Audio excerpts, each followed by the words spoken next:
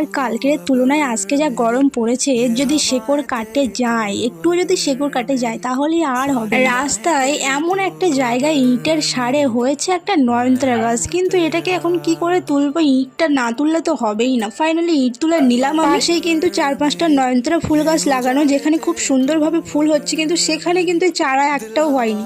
হয়েছে কোথায় দেখো, একটা ইটের সারে, তাই হয়েছে। এমন একটা জায়গায় হয়েছে যদি দূরের দিকে তাকিয়ে হেঁটে যাই তাহলে গাছটাকে মারিয়ে হেঁটে যেতে হবে, এমন একটা জায়গায় হয়েছে।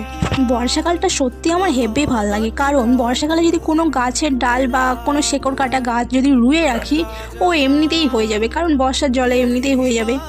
কিন্তু এই গরমকালটা একদম অন্যরকম। দেখো এখানে আমি শেকড় শুধু গাছটা তুলেই ফেললাম, এবার রুয়ে দেবো, এখানটায় রুবো। অ্যান্ড ফাইনালি আমার গাছটা পোঁতা কমপ্লিট। পিঙ্ক কালারের নয়নতারা আর একটু জল দিয়ে দিই। ঘরের পিছনটায় 10 ফুট মতো জায়গায় আমি ভাবছি একটা বাগান করব, ফুলের বাগান। তো তোমরা অবশ্যই কমেন্টে বলে যেও যে আমি এখানে কি ফুল রুলে তোমাদের ভালো লাগবে।